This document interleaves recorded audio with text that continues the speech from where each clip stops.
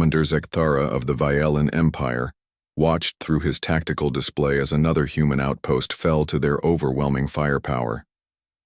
The third cycle bombardment had reduced the settlement to smoking rubble, just as their psychological warfare protocols demanded.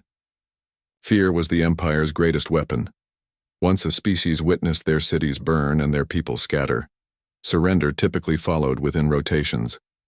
But the humans were different. Commander, his tactical officer, Mordun, reported, with visible confusion rippling across his chitinous features. We're receiving an audio transmission from the human survivors.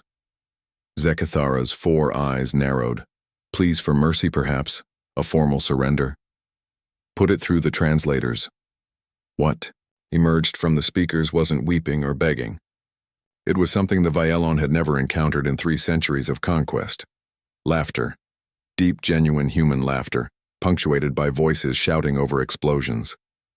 Did you see that landing craft just faceplant into the crater? One human, voice chuckled. Pilot must have been checking his Instagram instead of watching altitude. Instagram? Another voice joined in, breathless with mirth. Dude, he probably rage quit when he saw his KD ratio. More laughter erupted as another explosion thundered in the background. Mordun's mandibles clicked nervously. Sir, they appear to be enjoying themselves. Zekthara felt his secondary heart skip a beat. In his experience, only 2 types of beings laughed in the face of annihilation: the completely insane or the truly dangerous. Given humanity's recent technological leaps and their inexplicable resilience, he suspected the latter. The transmission continued. Oh man, remember that war movie where the guy says, "I love the smell of napalm in the morning"? I'm getting serious, Apocalypse Now vibes right now. Which one was that? Came a female voice. The one with the helicopters playing. Music.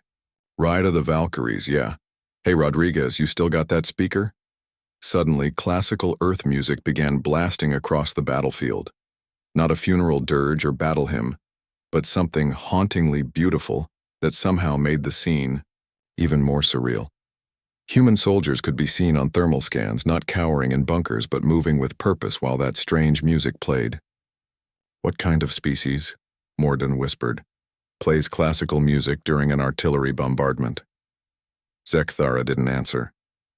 He was too busy watching his tactical display show something impossible. The humans weren't just surviving, they were advancing. Small teams were somehow flanking his positions while their comrades drew fire. They moved like they were playing some elaborate game, calling out tactical information peppered with jokes and cultural references his translators couldn't parse. Tank column, 2 o'clock. Someone call in danger close, we're about to get spicy. Copy that, hot sauce inbound. Did he just call orbital bombardment hot sauce? Another officer asked. The human's casual irreverence was unnerving his crew. The Vyalan Empire's entire military doctrine was built on the assumption that overwhelming force would break enemy morale, but these creatures seemed to treat their own imminent destruction as entertainment. Then the impossible happened.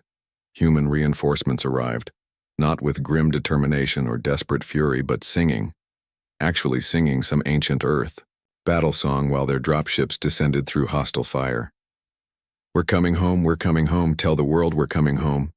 One of Zekthara's junior officers began hyperventilating, his breathing apparatus working overtime. Commander, they're singing. They're being shot at and they're singing. I can hear that, Lieutenant. The human counterattack was unlike anything in Zekthara's military education. They fought with a chaotic creativity that defied tactical analysis. One moment they'd execute a textbook flanking maneuver, the next they'd do something completely insane that somehow worked perfectly.